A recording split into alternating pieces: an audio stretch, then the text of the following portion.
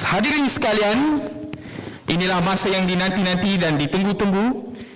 Majlis dengan ini mempersilakan Yang Berhormat Datuk Seri Anwar bin Ibrahim, Presiden Parti Keadilan Rakyat, untuk menyampaikan ucapan sekaligus mengumumkan calon-calon Pilihan Raya Negeri Johor yang akan bertanding bagi Parti Keadilan Rakyat untuk Zon Selatan. Dipersilakan. Assalamualaikum warahmatullahi wabarakatuh. Alhamdulillahillazi arsala rasulahu bil huda wa dinil haqq liyuzhirahu 'ala ad-din kullih wa kafa billahi shahida wa usalli wa usallim ala rasulihil karim wa ala alihi wa sahbihi ajma'in, dan salam sejahtera. Saudara pengurusi MPN, Saudara Syed Ibrahim, pimpinan pusat dan pimpinan negeri yang turut hadir, rakan-rakan saya muliakan. Seperti biasa, bila sampai ketika kita terpaksa menyempurnakan tugas untuk mengumumkan bakal-bakal calon pilihan raya negeri. Kita memilih untuk mengumumkan mengikut peringkat supaya tidak membebankan jentera di lapangan bergegas pergi balik ke Johor Bahru. Saya telah mencadangkan kepada negeri supaya jentera di lapangan harus kekal di sana, menumpukan perhatian dan hanya hadir di daerah-daerah yang berkenaan. Ini kerana kita nak ubah bentuk dan pendekatan yang terlalu formal dan protokol dalam parti. Ya. Kita harus menumpukan kerja di bawah. Semua orang bercakap soal mendengar di bawah, mendengar di lapangan.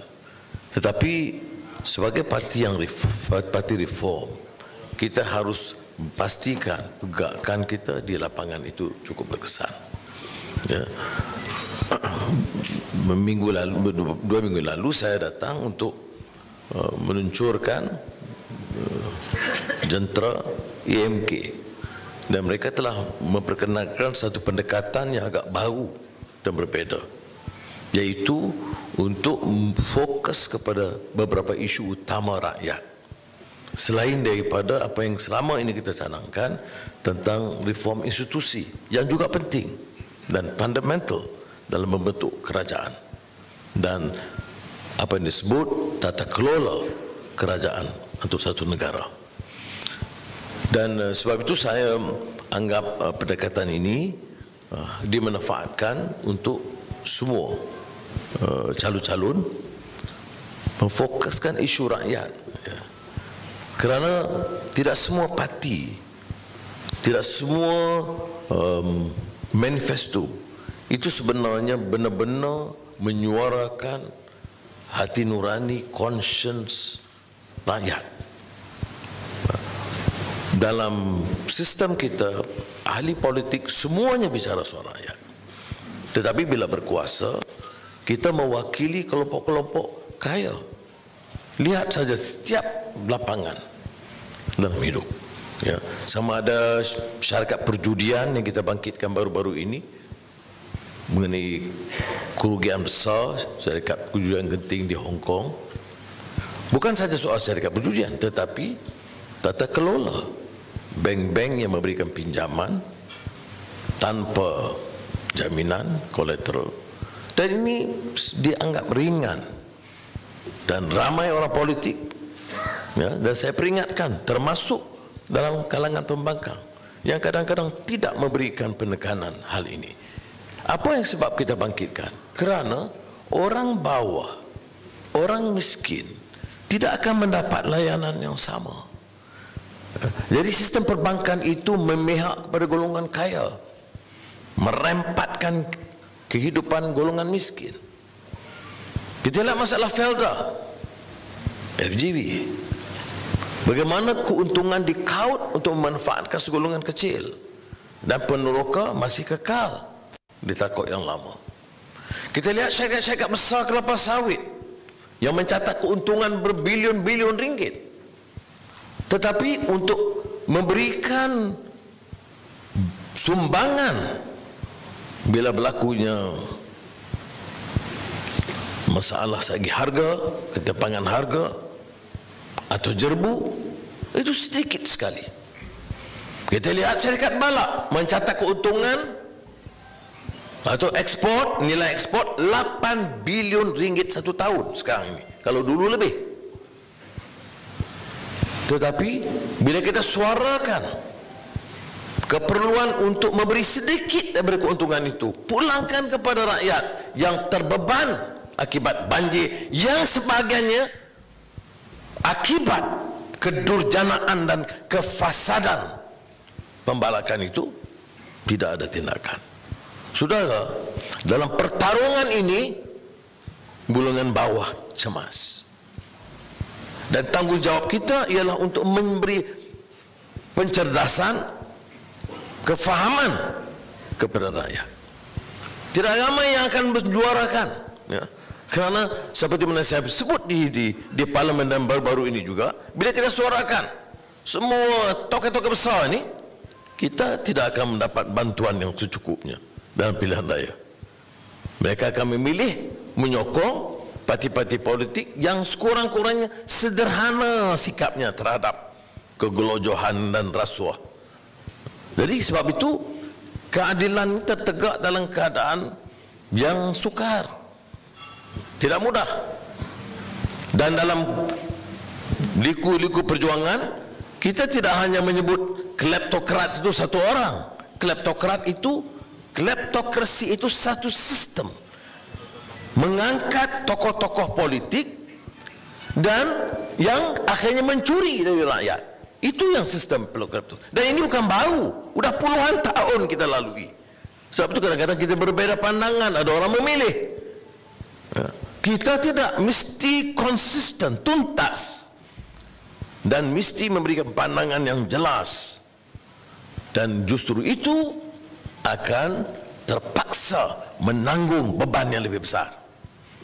Tidak ada dalam sejarah politik tanah air pimpinan bukan puluhan, maka ratusan, mencecah ribuan yang sama ada dihumban ke penjara, di lock up, dipukul seperti mana yang dialami oleh pimpinan keadilan di semua peringkat, termasuk di kalangan otai reformasi.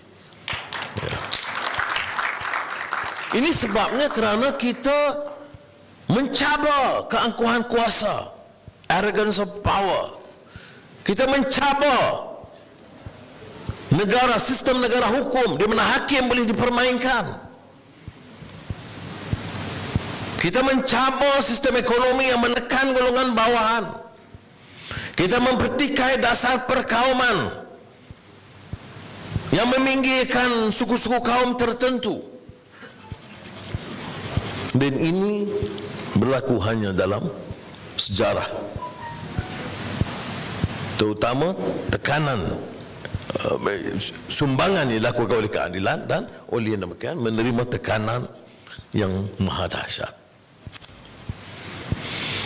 Jadi dalam mempersiapkan dan melancarkan jentera dan menamakan bakal-bakal calon itu harus calon yang memenuhi cita rasa, conscience, memahami perjuangan, dan ingat bahawa ini hanya satu amanah yang mesti mereka tunai dengan sebaiknya. Tentunya kita semua mahu melakar kemenangan, tapi kita tahu bahawa dalam percaturan sistem politik yang sekarang ini, ia tidak menjamin yang benar itu menang, yang menolak rasuah itu benar. Tetapi tanggungjawab kita adalah menyempurnakan tugas dengan sebaik mungkin dan memohon kepada Allah SWT dengan dukungan rakyat, kita mencatat kemenangan yang bergaya, insya-Allah.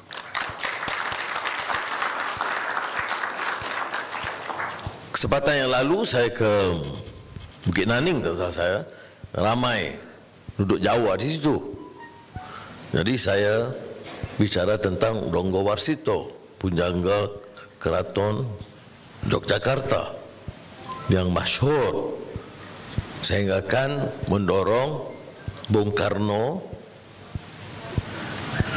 meminta supaya karya Jawa, khususnya bab zaman edan, zaman gila, itu diterjemahkan ke bahasa Indonesia supaya dipopularkan di tengah rakyat. Tapi mesejnya jelas. Ya.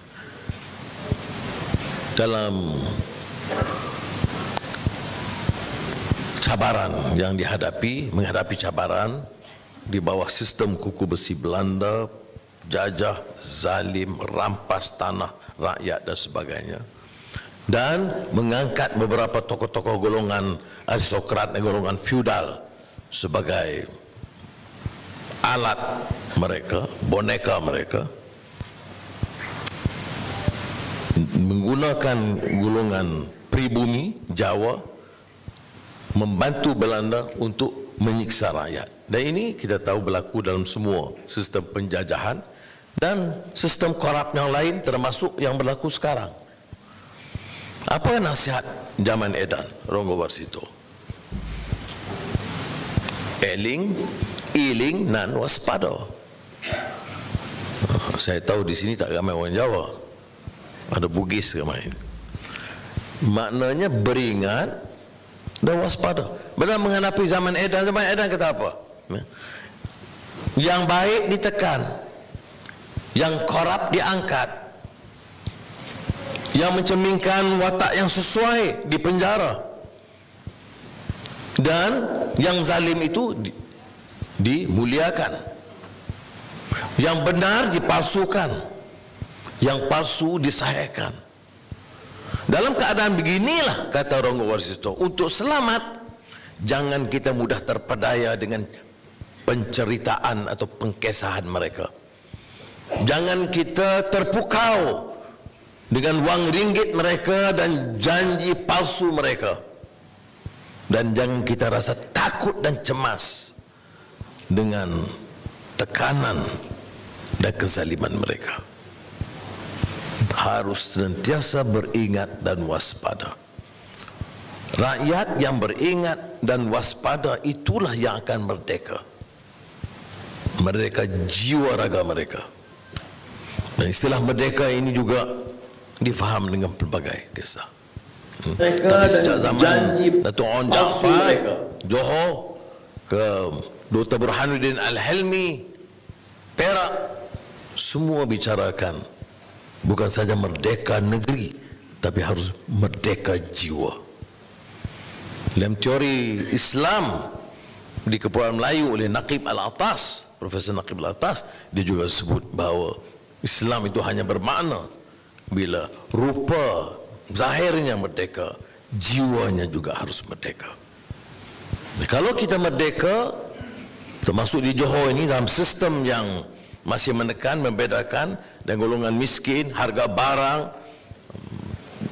projek-projek, kemudahan asas untuk rakyat, itu tersisih dan terbiar, itu merdeka negeri, tidak merdeka jiwa. Jadi saya harap kita ingat, saya sengaja menekankan hal-hal ini pokok supaya kita jangan lupa.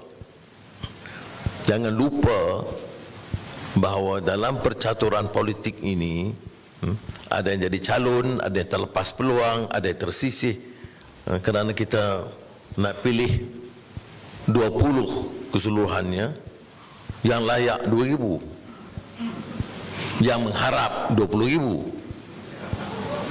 Jadi oleh demikian, siapa saja yang bertugas untuk menilai akan menghadapi masalah yang sangat besar.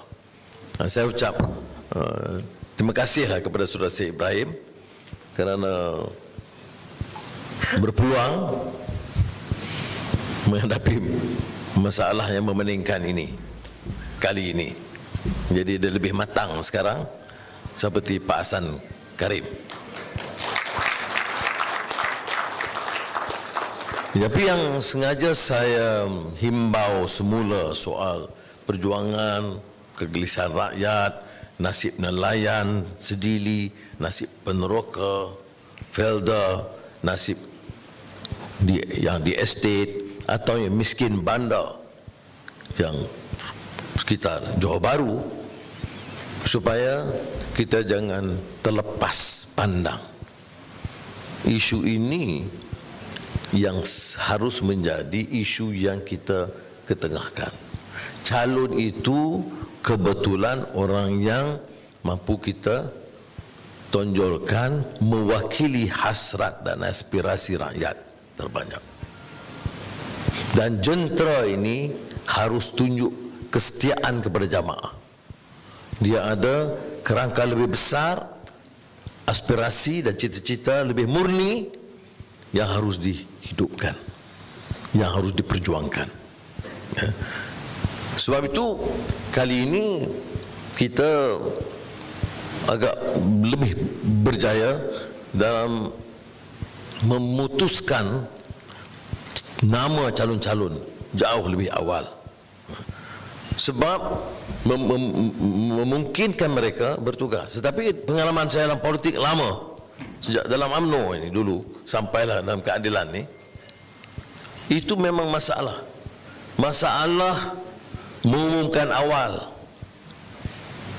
kerana akan menimbulkan juga masalah tuntutan, kena diheret untuk memaksa perubahan dan sebagainya.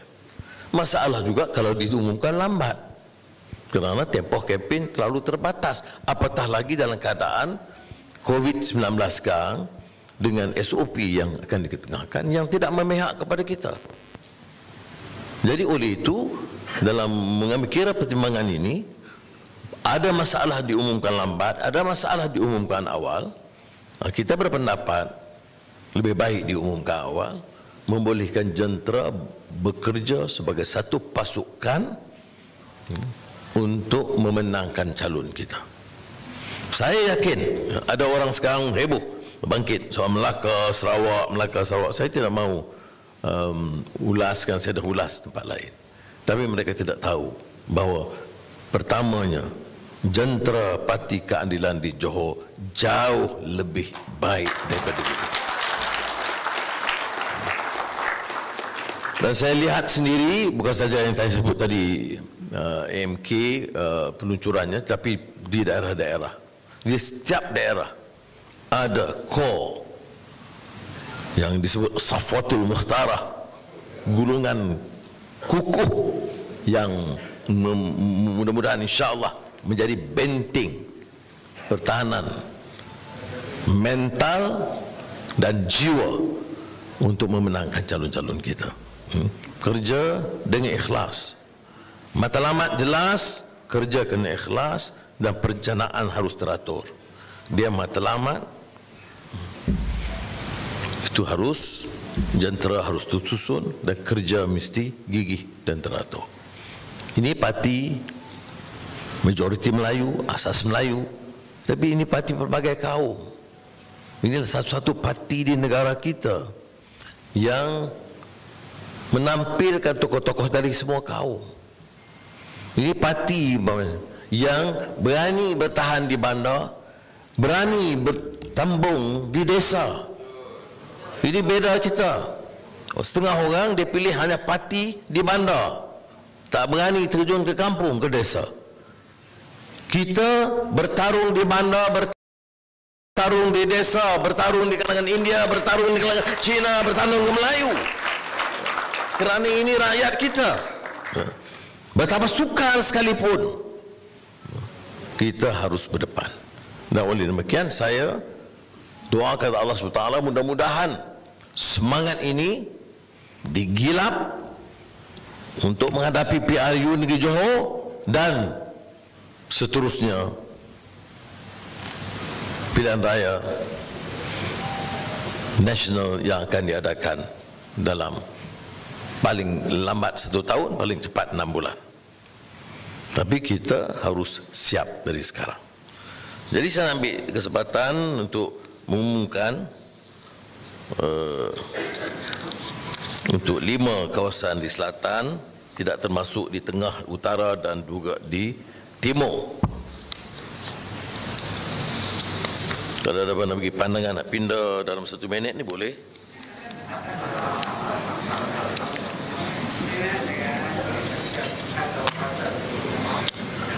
N40 Don Tiram,